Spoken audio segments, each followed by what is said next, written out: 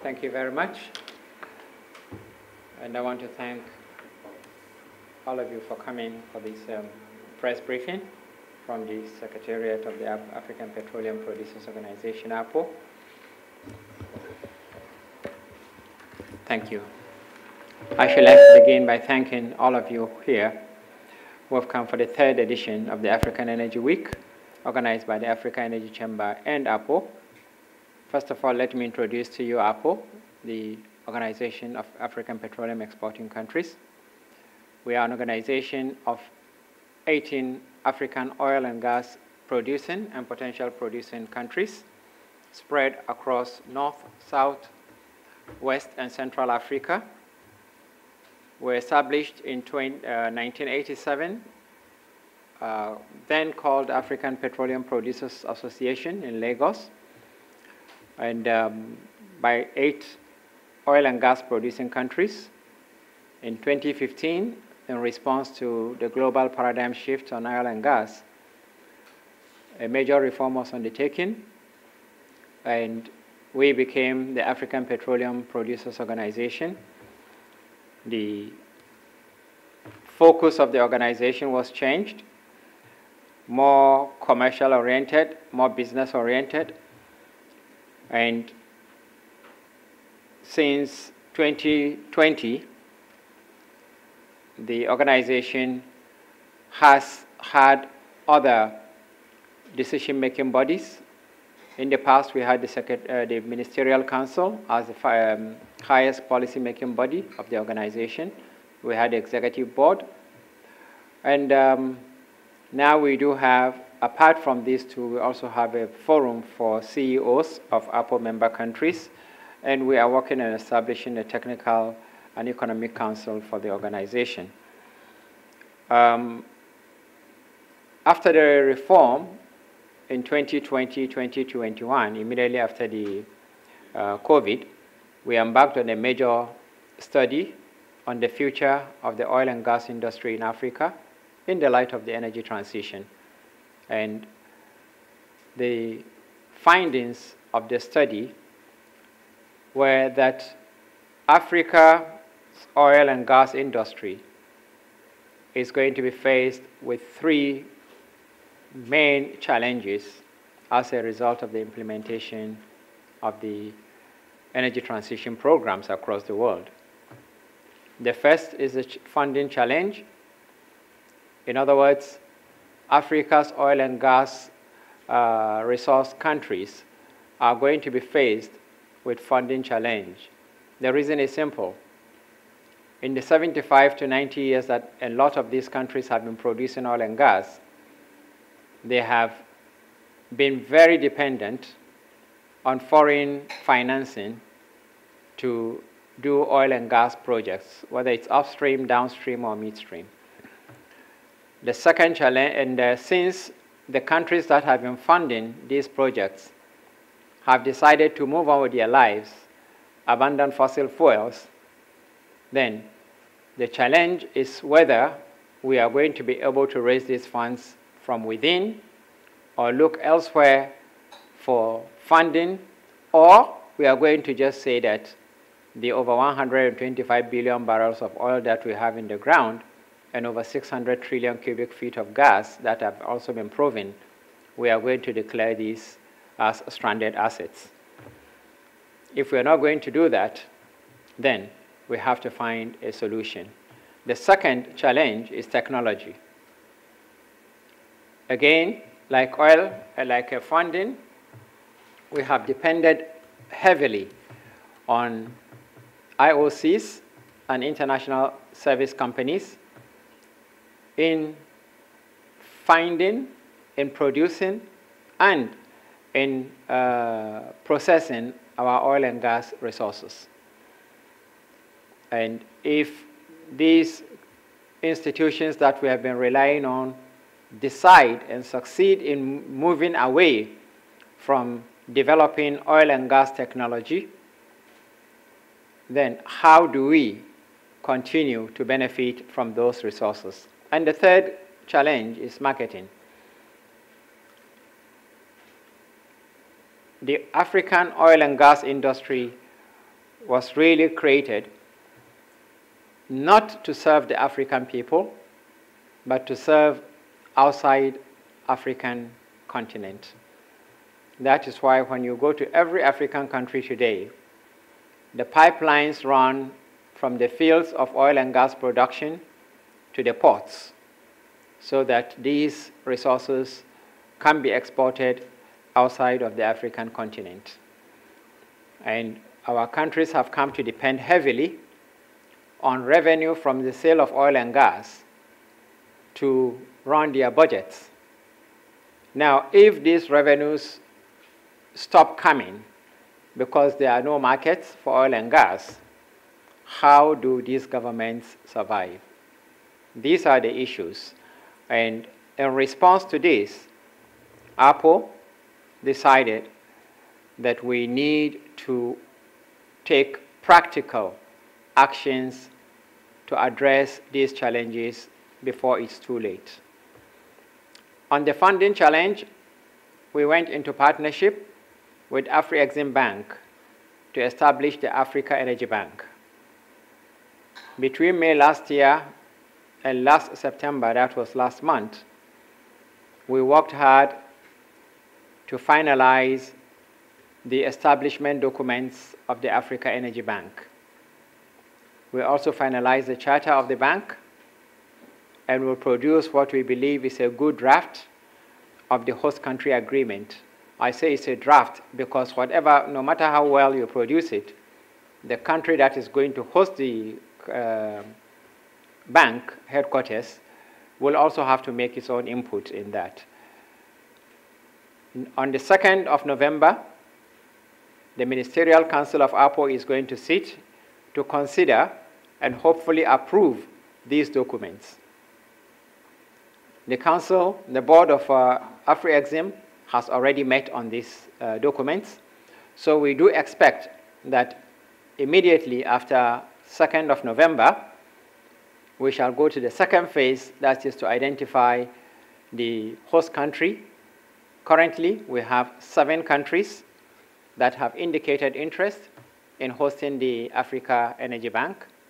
We have Algeria, we have Egypt, we have Nigeria, we have Benin Republic, we have Cote d'Ivoire, we have the Republic of South Africa, and we have the Republic of Ghana. So one of these countries will emerge as the headquarters of the Africa Energy Bank. The bank, by our expectation, is going to be really Africa-centered, and is also going to be oil and gas-centered.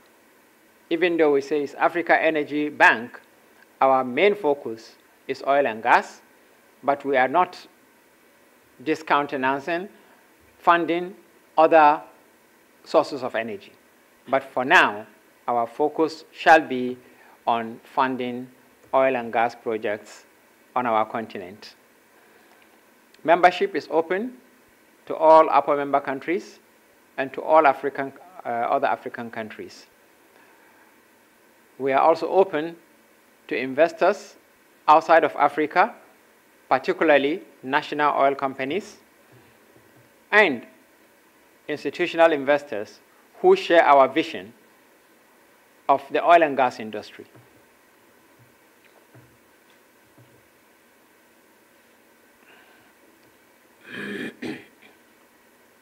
Basically, we expect to have this bank operational by the end of the second quarter of next year.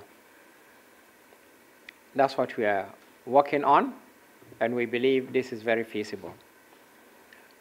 Beyond financing, the other challenge is that of technology and expertise.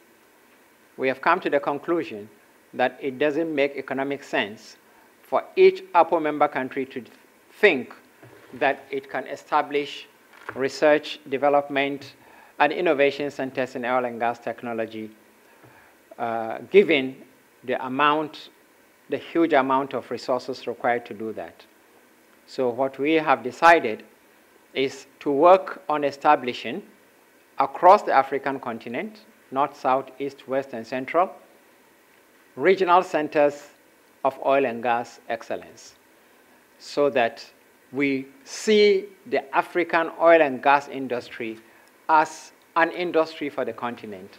Not each country wants to have everything, or rather operating in silos. The third challenge is market.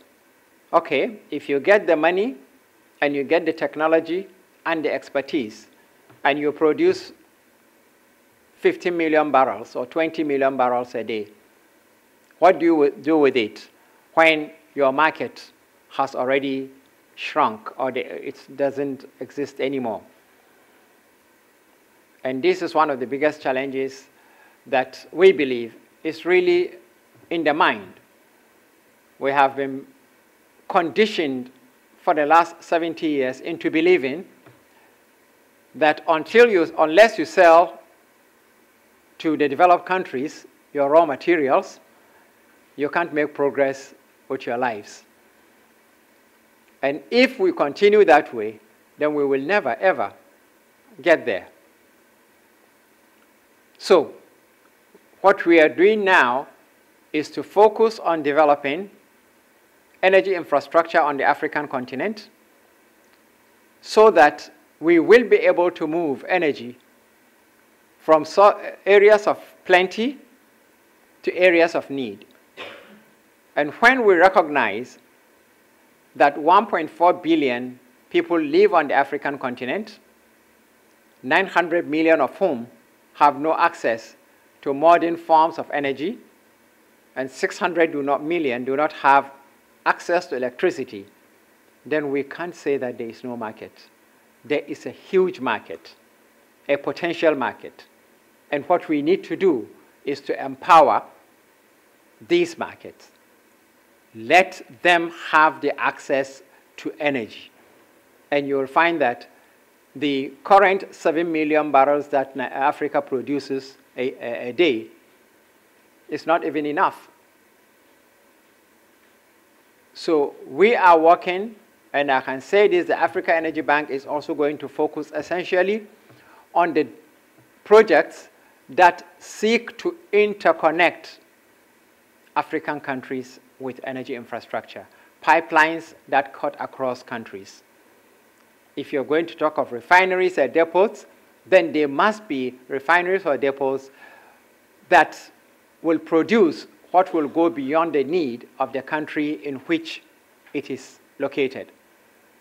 So basically, this is what we are doing on the African at APPO, on addressing the finance challenge, the technology challenge, and the market challenge.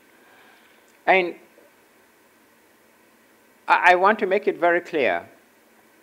In APPO, we are not contesting the science of climate change. We are not saying that climate change is a farce. Not because we believe it, but because we don't have evidence to contradict it. So let's take it that way.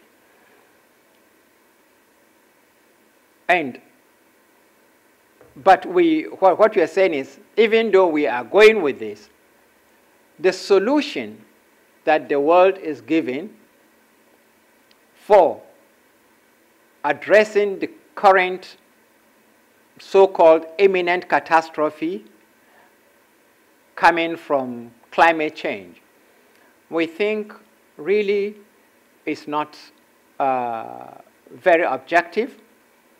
It's not very, it doesn't consider all the options. Because if you look at all the conversation on how best to deal with the climate challenge, emissions, everybody is talking about operational emissions. Emissions that are taking place now and emissions that are going to take place in the future. what can you do to stop it or to minimize it? That is everything. Don't burn fossil fuel so that you don't increase it. You don't increase emissions. Don't do this so that, but the question is, let's take this area where we are as the world, the atmosphere, the planet. Over a period of 150 years, before 1850, nobody was talking about the environment hasn't been polluted because there was no industrialization. So the environment was clear. Everybody was breathing good air, clean air. But with industrialization, a lot of pollution went into the air. A lot of it was trapped. Between 1870 and 2020, 2,500 megatons of emissions were put into the atmosphere. And that is why we are where we are today. The question is, since there are technologies, even if they are in their infancy, that can capture carbon dioxide in the atmosphere, why don't those that emitted this carbon dioxide into greenhouse gas into the atmosphere, why don't you work on developing this technology further so that it can be deployed to remove even 20% of what you have put there in the last 150 years? Between now and the next 25 years, work towards doing that. If you remove 500 megatons out of the 2,500 that you have put there in the last 100 year plus, the intensity or the density of emissions on the planet will reduce drastically.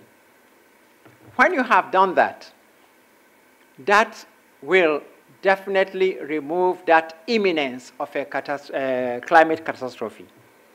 It will also be able to provide developing countries the opportunity to use fossil fuels to be able to also get industrialized in the next 25 to 50 years. And there wouldn't be any climate catastrophe because 20% of what has been put there has been retaken and buried inside the ground. The technology exists, but it is not being discussed for the simple reason that if those that have the technology develop it and deploy it, they will give room for others to industrialize. But more importantly, they will continue to be dependent on energy resources that they have no control over. The largest chunk of oil and gas reserves in the world are not in the developed countries. They are these are imported from other countries. And since the Arab-Israeli War of 1973, when for the first time some countries in Europe and America saw what embargo meant when they were denied oil, they swore to be independent. Energy security became an issue. So if they cannot get their oil or gas, then everybody must lose it. We believe that this big campaign, orchestrated campaign against fossil fuels and demonizing of fossil fuels, is not really done because those who are championing it seriously believe that it is going to cause a global climate catastrophe and everybody will die. We say this because the knowledge about greenhouse gases they didn't just stumble on this in the last 50 years.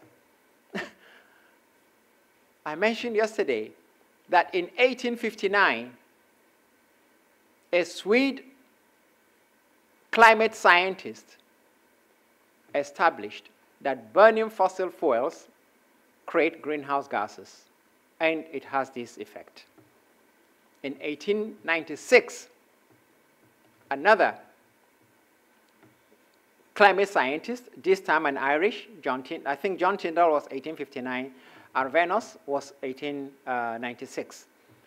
There is established documented evidence that these societies knew about the effects of burning fossil fuels as far back as 1800s.